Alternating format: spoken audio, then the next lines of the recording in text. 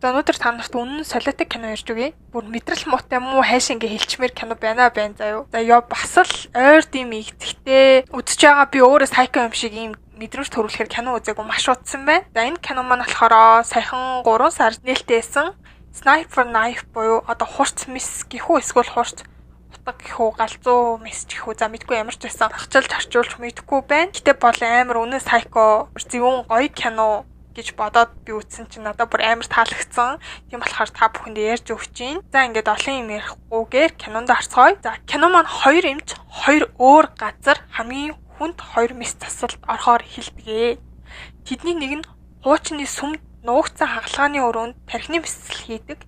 Нилээ цусан дуртай сайко мөртлөө амар царайлаг тийм одоо хууль бус мис засалж Жон Сэвг юм аа. Урнаас эхлээд Сэвг гэдэг одоо авцсан. За ер нь хүзүүн дээр шивэснээс нь харахад бол ойлгомжтой бидээ. Дээрээс нь хачирхалтай зүйл нь гэх юм бол хаалгаа алганд хөл нуцган ордог. Тэрээр Ким До Бонг химээх аимшигт эрен сурчлагдж буй дээрэмчний тархин дах хавдрыг авах мис засал хийж байх бөгөөд мис заслын чадварт бол гарсан хаглаа ээж бөвчтнөө сэрэж агаад хой нэрэгцэн хин гэдгүү эрен сурчлагдж байгаа гэсэн үү ямар гэмт хэрэг хийснээ санаж гинөө энэ гэл тархин шалгаж агаад хавдрыг нь олчдаг. Ингээ мэрэгчлээ бол үнэхээр дог заяа. Ингээд өөрийн багийнхнаар хүрээлүүлэн хаалгаа амжилттай дуусгах буюу хавдрыг устгана.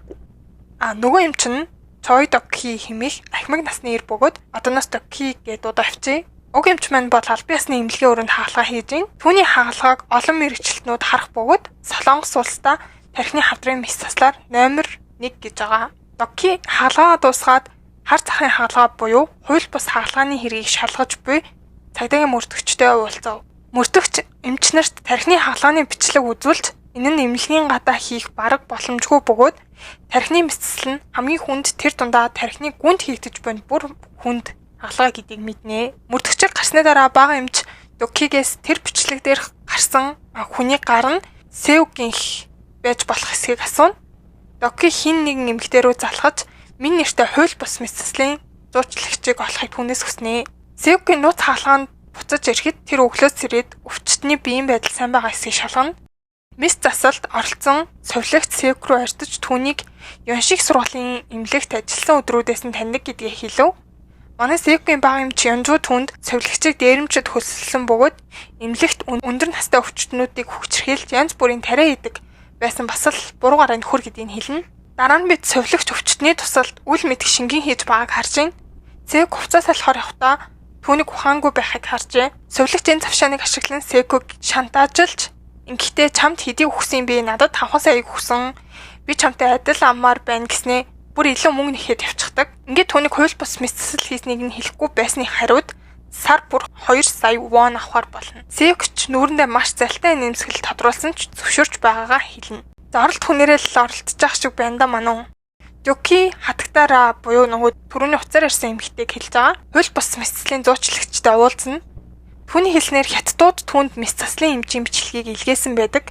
Гэтэ тэр ерөнхийдөө тархины хаалганаас хол байдаг болохоор уг мис засалчийг хайж агаад өөрсгсөн төдий байдаг. Эмч түүнээс хаалгаа амжилттай босно уу гэж асуудагч хариулдаггүй. Ингээд Докхи хатагтай Ра 2 явхад Докхи мис засалчийг Сэвг байсан гэдэгт одоо итгэж байгаагаа хэлдэг. Тэр шин Докхи төрөлх хотынхоо танил Ём мөрдөгчтэй уулзна. Ём тэдний хотод Докхи хэрхэн суу тухаантан байсан бөгөөд анагаахын сургуульд илсэн тухай ярина. Дараа нь Докхи гинэт биеийн тагуурхаж им ухаар угаалгын өрөөрөө яван оров. Ким До Бонгийн хүмүүс хаалгааны бүх нотлох баримтыг хайж устгаж эхлэхэд тэрээр Сэвгт маш их баярлалаа хэмээн талархаж хэрвээ түүнд тусламж хэрэгтэй бол өөрлөө нь холбогдохыг санал болгодог. Манай сайко мис засалж өөрөөсдөө асуудлыг өөрсдөө зохицуулъя гэд бас л зөвүүн инээдэг. Тэд удалгүй байраа орхиж доктор хан гэдэг нь болохоор одоо энэ Сэвгийн бас хамтрагчдын нэг тухайн хүнийг хэдэн өдөр хар болоод өвчтөнтэй зүг явдаг. Ингээд Сэвг, Ёнжу тэдний мдээгүй жүжиглэгч тэгээд нөгөө түрүүний шуналтай совилогч энэ дөрөв хамгийн сүлд үлддэг. Сэвг, Ёнжуд мөсөн арцгийг нь марцсан тулд доктор ханд хүргэж өгөхийг хэлнэ. Тэр доторхыг нь харахгүй байхыг сануулдаг. Дараа нь тэр мдээгүй жүжиглэгчтэй очиж амрах хэрэгтэй гэж хэлнэ. Замдаа Ёнжу Сэвг бурханлуу хараад нэг л сонин зогсож байсныг нь санаад нэг л сэжигтэй санагдан замаа өргөжлүүлж чадалгүй мөсөн харцгийг онгойлгоно. Дотор нь хитгэн бодол шаржигнуур юм байдаг. Ингээд тэр машинаа эргүүлнэ. Байшин дотор сувилагч өөрийнх нь цүнхэнд ус байхгүй тул Сэвкийн савнаас усууж ухаалдаж ундаг. Өмнө нь ер нь бол Сэвкийн цүнхийг дураараа ухсан байсан тул дахин өөрхийг нь ухахыг мэдээд одоо тавьсан өрх байдаг. Тэр шалан дээр сэрээ цүнхөө олохгүй байдаг. Ингээд цүнхээ хайж доторх мөнгөө гаргаж ирэн тоолж байтал Сэвк түн рүү дайрч хоолойг нь хагалгааны гурсаар бомлдог. Ёнжо тэр газар буцаж ирээд Сэвкийг олж харав. Харин Сэвк түүнээс эргээд ирэх шүү. Ингээд тэр хурц хаана байна гэж асуув. За ер нь энэ янзаараа бүр ингээд дургуун хүргээл лах юм бол ер нь ухаад лах янзтай. Кино тайлбарын хинт хэлсэн штэ. Мэдрэл мата муу хайшин гэлчмээр үеуд айгүйх байна гэж. Ингээд Сэвк бага эмчтэйгээ гэртээ ирнэ.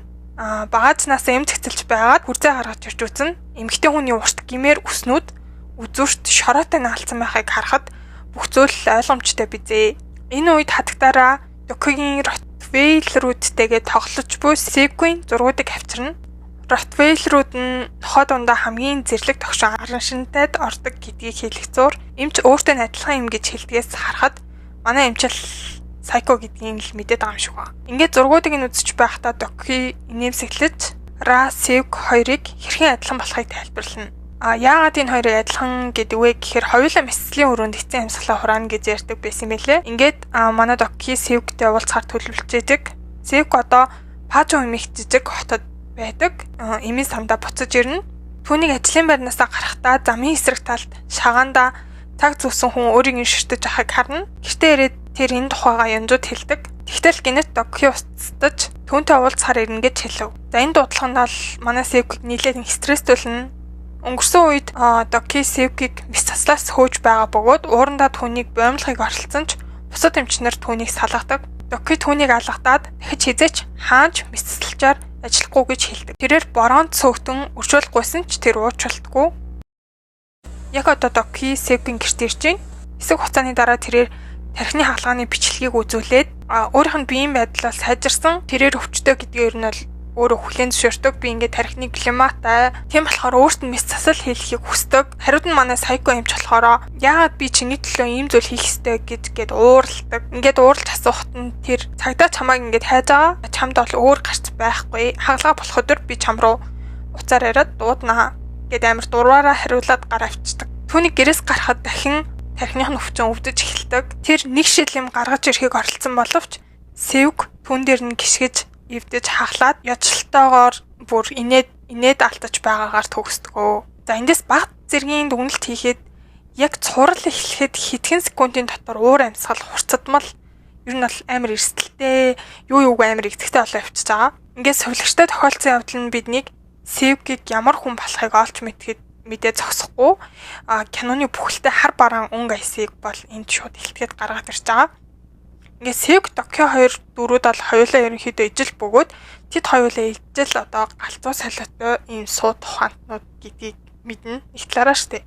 Нөгөө талаар болохоор тэр хоёр мань бас мэдээж ялгаатай байгаа. Тийм болохоор ч нэг нь хуйлбас нөгөөх нь аль бие усны ийм мэсэлж юмч байгаа бах гэж бодож байна. За ингээд 2 дугаар ангийн Сэвк Докигийн эмийн савыг хагалж инээж байгаагаар хэлнэ. Ёнжо эмх замбраагүй байдлыг сонсоод Докид туслахаар түргэний эмч нарыг дуудав. Шагаан хянагчтай ирж талсаас Сэвкийг гэрийг харж байдаг. Дараа нь Сэвк эмчээр ажиллаж байсан өмнөх үеийн дурсамжийг харуулдаг. Тэрээр мэдээллийн самбар дээр Чой Докиг эмнэлэгт буцаж ирэхийг угтан авах тухай мэдээллийг хараад сэтгэл нь хөдөлдөг. Бид доктор Сонг гэх өөр эмчтэй хамт Докиг уулзаж манай Сайка Сэвкийн талаар мэдээлэл өгдөг. Тэр Сэвкийг сул их бүү гэж дуудаж түүнд ямар нэг зүйл буруу байна гэж хэлдэг. За ер нь амар хэлж агаад өнгөж өрөөндөө орж тогтчиж амжаагүй байтал Сэвк Докигийн офис дээр ирж түүнд 7 хоногийн мэдрэлийн талаар асуулт хариултыг үзүүлв. Тэрээр сургуулаа төгсөхөөс өмнө Докиг хүлээж байсан бөгөөд түүний судалгааны зарим бүтээлийг ч цээжилсэн гэжээ. Тэр түүнд төгс гэсэн үг бичсэн асуултын хуудсыг буцааж өгнө. Тэр дараа нь бороонд гараад Докигээс өөрийг нь оюутан болохыг нь гуйна. Одоогийн байдлаар Докигийн хатагтай Сэвк тархины мэсэл дурлаж бүр мэсцлийн тасагт бүхийг хүсэн гэдгийг хэлнэ. Тэр охины насан дээр яг л ийм байсан гэж хэлдэг. Гэхдээ тэр өөрийгөө хянах чадваргүй гэдгийг ойлгох ёстой байсан гэж манай хөгшин эмч маань болохоор харамсдаг. Ерөнхийдөө өөрийгөө хянах чадваргүй гэдэг нь одоо нэг талын сэтгцэн эмгэгийг илтгэж байгаа юм л да. Дараа нь Доки Сэвкийн хамтран зүтгэгч болох одоо доктор Ханкёнтой уулзаж өшнөө танилцуулна. Доки имлэгийн үнэлгээ сэргээхтэн туслахыг санал болгосны дараа хан үнийг Сеюк руу авчиж мясал хийхийг нь дэмжинэ. Сеюк хэлэхдээ түүнийг эмчээр ажиллах архийг нь сэргээгч хагалгаа ихийг нь зөвшөөрөхгүй тул энэ ч ямар ч ашиггүй гэж хэлдэг.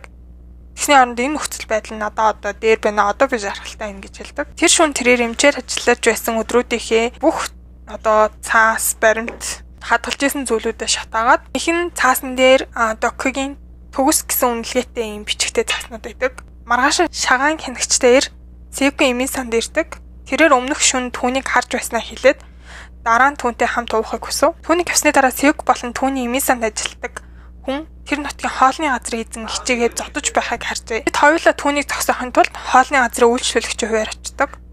Тэнд хоол идэж байхдаа ханхио Сеюк руу залгаж тэр шинэ өвчтөнд мис засал хийх боломжтой эсхийг асууна. Тэр даруй зөвшөөрч Юнжутай холбогдохыг оролцсон боловч тэрээр хуцаа авдаггүй. Манай Юнжу юу ээжэдэг вэ гэхээр Сеюк Доки болон өөр эмэгтэйн зургийг өмнөх шөнө Сеюкийн эд зүйлсийг шатааж агаад сонин дээрээс олсон байдаг. Тэгээд тэр зурган дээр эмэгтэйтэй уулздаг бөгөөд тэр эмэгтэй түүнийг анх удаа хаалхаанд ороход удирдах байсан өдрийг дурсаад авсан зураг гэж хэлдэг.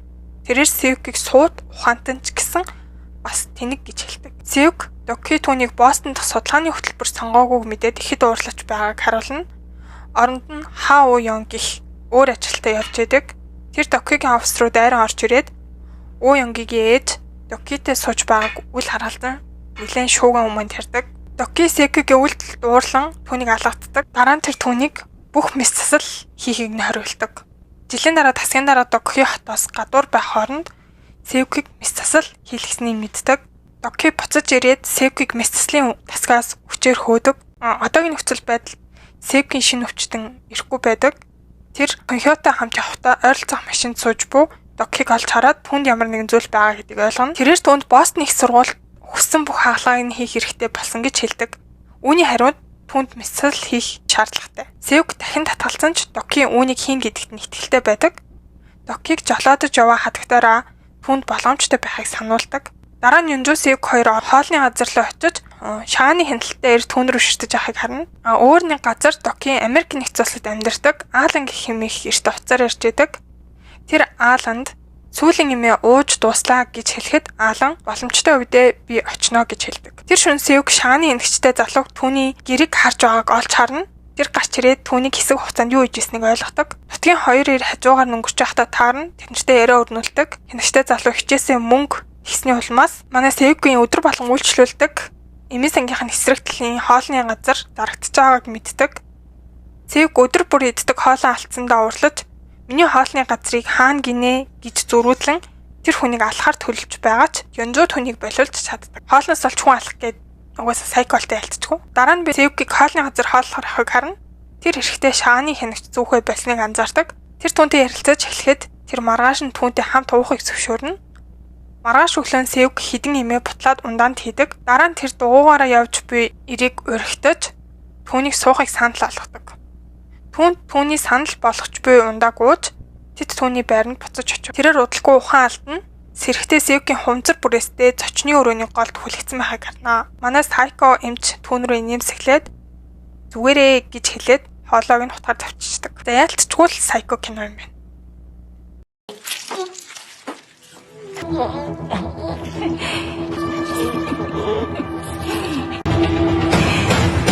Сеюк цогцыг ойруу аваач хооронд Юнжу руу залгаж гэртээ харж гэрээ цэвэрлэхийг хүснэ. Юнжу гэрлүүгээ гүйж очоод тэр хүний бүх эд зүйлсийг шатаадаг. Иргэний үнэлэхээр түүнийг Хвон Сингю гэж гарах бөгөөд дараа нь Юнжу шалан дээрх толбыг бол зүгээр мэрэгжлийн цэвэрлэхгүй нэрээ төгсөрчихсөн үгэлтэй юм аа. Үүнээс болоод нэг цагтаа үүдний хашаанд гал гарч байгааг анзааран гэрийн зүгэрнэ. Ойд Сеюк хэн нэгэн ойрхон байгааг мэднэ. Тэгээд тэрээр товтлоход бэлэн байгаа хүн рүү хүсрэн гарч ирсэн боловч тэр хүн нь манай Докигийн эмч байдаг. За үнэн солиотой кино нөө ёо бас ойр дэм игддэг кино үзээгүй амар игдэхтэй бас төгсчлөө. За ингээ дараа ч үйл явдлыг үзье. Хүсвэл саба дараараа манайхаа. Тэгээд дараагийн дугаар хүртэл баяртай.